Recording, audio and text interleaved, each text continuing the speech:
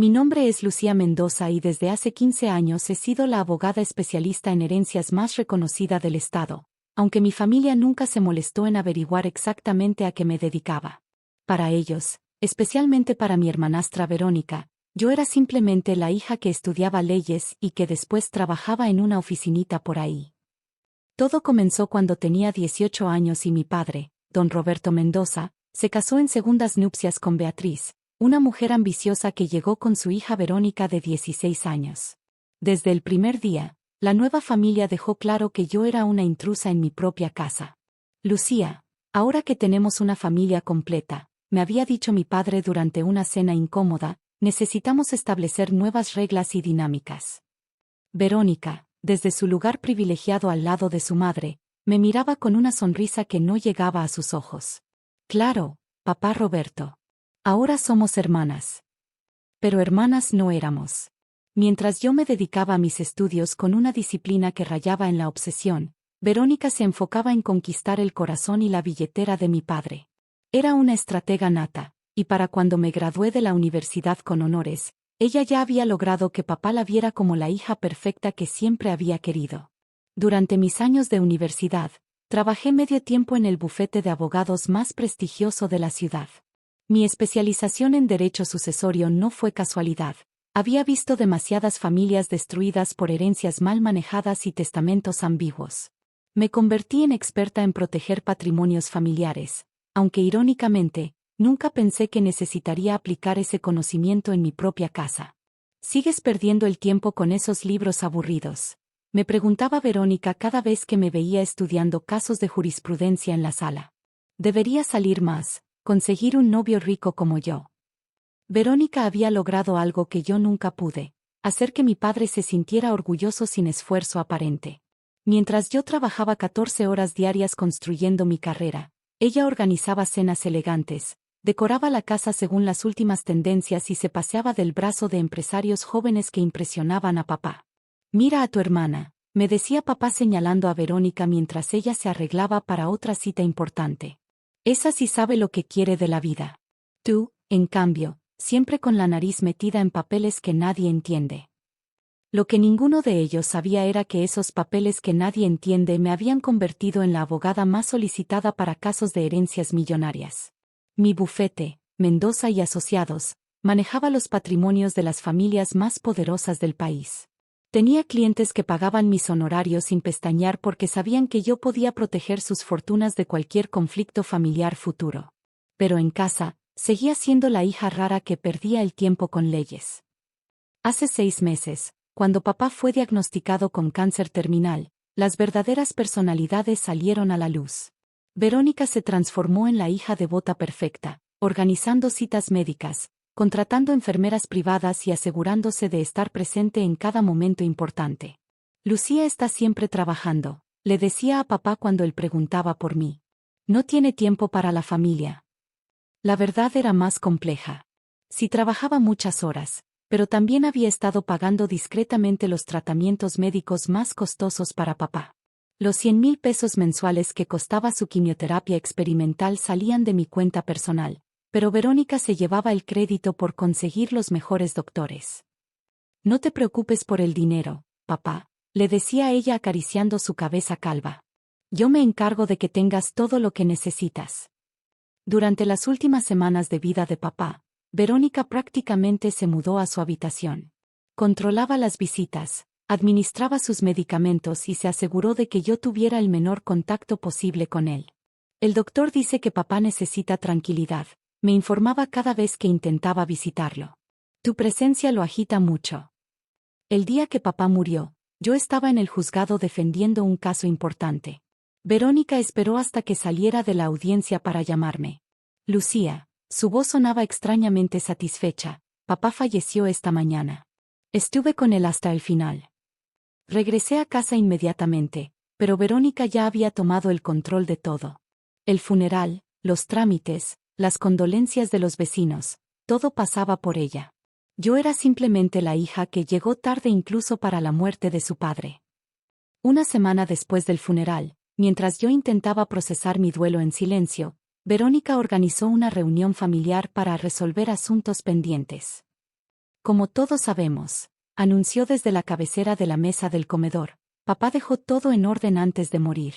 La casa, las cuentas bancarias, las inversiones, todo está a mi nombre. Beatriz asentía orgullosamente desde su lugar.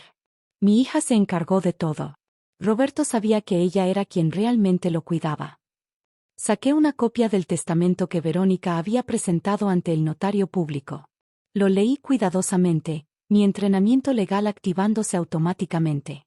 Era un documento simple, redactado apenas 2 meses antes de la muerte de papá, en el que supuestamente me dejaba únicamente los libros de la biblioteca y efectos personales sin valor comercial. Interesante, murmuré, examinando la firma. ¿Podrías decirme cuándo exactamente firmó papá este documento? Verónica me miró con impaciencia. El 15 de marzo, por la mañana. Yo estaba presente cuando lo hizo. Asentí mientras memorizaba cada detalle del documento. Algo no encajaba, pero decidí mantener mis sospechas en privado hasta poder investigar más a fondo. Los siguientes días fueron un infierno silencioso. Verónica se comportaba como la nueva señora de la casa, reorganizando muebles, cambiando la decoración y recibiendo visitas de felicitación por su herencia bien merecida. Lucía, me dijo una mañana mientras desayunaba en la terraza como si fuera la dueña del lugar, creo que es hora de que busques tu propio lugar. Esta casa es demasiado grande para mantener personas que no contribuyen económicamente. Contribuir económicamente, repetí, recordando todos los gastos médicos que había cubierto sin que nadie se enterara. Sí, bueno, todos sabemos que tu trabajo de abogadita no debe pagar mucho. Mientras que yo tengo planes serios para esta propiedad. Esa misma tarde, contraté discretamente a un investigador privado especializado en fraude documental. Le entregué copias del testamento y le pedí que verificara cada detalle de su elaboración. Los resultados llegaron 3 días después y confirmaron mis sospechas. El testamento había sido falsificado. La firma de papá había sido forjada usando como modelo documentos bancarios antiguos, y 2 de los testigos declarados habían estado fuera de la ciudad el día supuesto de la firma. Pero decidí esperar. Quería ver hasta dónde era capaz de llegar Verónica con su farsa. No tuve que esperar mucho. El viernes por la mañana, mientras yo estaba en mi oficina revisando el caso de un cliente, mi vecina me llamó histérica. Lucía, ven rápido. Tu hermana está cambiando las cerraduras de la casa y sacando tus cosas a la calle. Conduje hasta la casa familiar con una calma que sorprendió incluso a mis asistentes. En el asiento del pasajero llevaba una carpeta que había estado preparando durante toda la semana. Al llegar, encontré el espectáculo que esperaba. Verónica dirigía a 2 cerrajeros mientras mis pertenencias se acumulaban en cajas mal cerradas sobre el césped del jardín delantero. Los vecinos observaban desde sus ventanas, algunos grabando con sus teléfonos. Empaca tus cosas y vete, gritó Verónica al verme, sus ojos brillando con una satisfacción que rayaba en la crueldad. Esta casa es mía ahora que papá murió. Ya no tienes ningún derecho a estar aquí. Me bajé del auto lentamente, observando cómo mis libros de leyes estaban esparcidos entre mi ropa y objetos personales. La ironía era deliciosa. Verónica, dije con la misma voz tranquila que usaba en los juzgados, ¿estás segura de que quieres proceder de esta manera? Por supuesto que estoy segura, replicó, gesticulando dramáticamente hacia los cerrajeros. Esto es mi propiedad legal. Tengo el testamento que lo prueba. Asentí comprensivamente. Ya veo. Y supongo que has registrado oficialmente el cambio de propietario en el registro público. Por supuesto que sí. No soy estúpida, Lucía. A diferencia de ti, yo sé cómo manejar asuntos importantes. Sonreí por primera vez en días. Saqué mi teléfono y marqué un número que conocía de memoria. Licenciado Herrera, soy Lucía Mendoza. ¿Podría venir a la casa familiar con los documentos originales del testamento? Sí, los que mi padre firmó realmente hace 2 años. Perfecto, nos vemos en 1 hora. La expresión de Verónica cambió de triunfante a confundida. ¿De qué documentos hablas? Paciencia, hermana. Todo se aclarará muy pronto.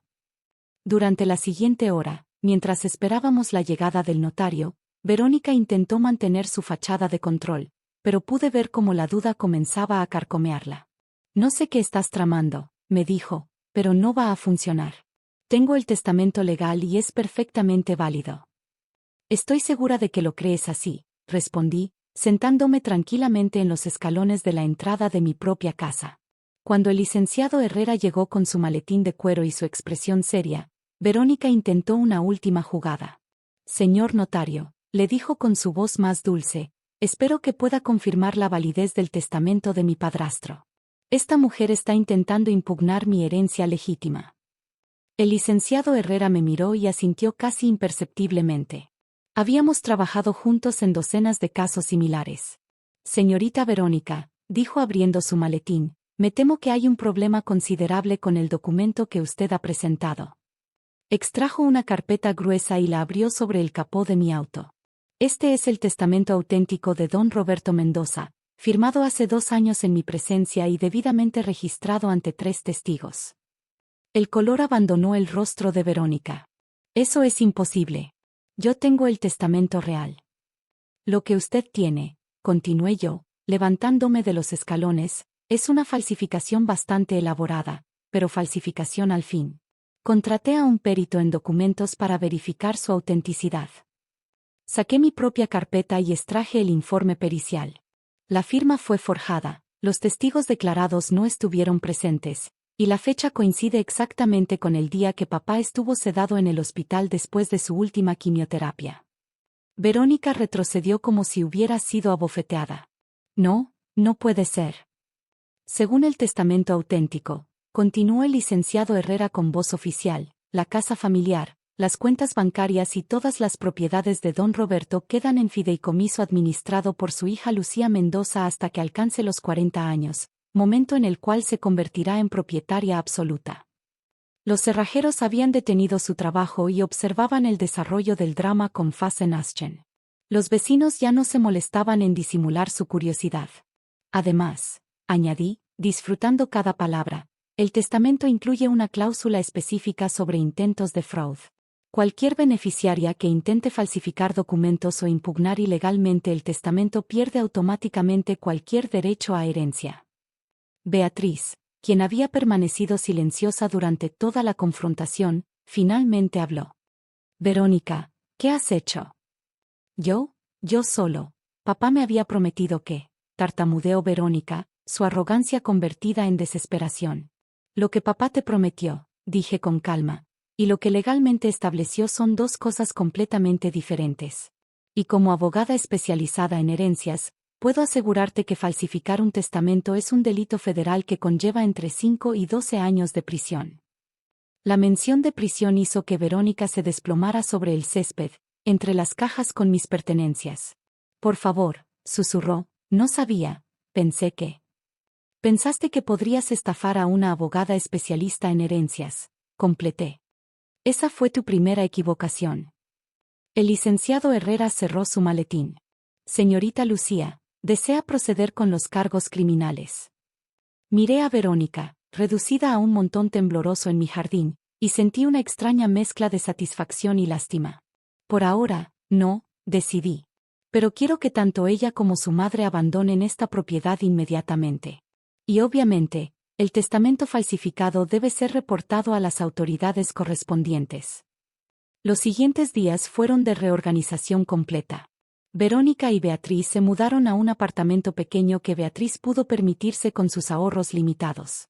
La investigación criminal siguió su curso, aunque finalmente decidí no presionar por la pena máxima a cambio de que Verónica admitiera públicamente su fraude. Un mes después, mientras organizaba la biblioteca que según el testamento falso era mi única herencia, encontré una carta que papá había escondido entre sus libros favoritos. Mi querida Lucía, decía la carta, si estás leyendo esto, significa que mis sospechas sobre Verónica eran correctas. Siempre supe que eras la más capaz de las 2, aunque no siempre supe cómo demostrártelo. La casa es tuya porque confío en que sabrás qué hacer con ella. Te amo y estoy orgulloso de la mujer en la que te has convertido. Esa noche, mientras cenaba sola en el comedor donde tantas veces había sido menospreciada, reflexioné sobre la ironía de la situación. La hija que no contribuía a nada había resultado ser no solo la heredera legítima, sino también la única capaz de proteger el patrimonio familiar. Al día siguiente, contraté a un arquitecto para renovar la casa.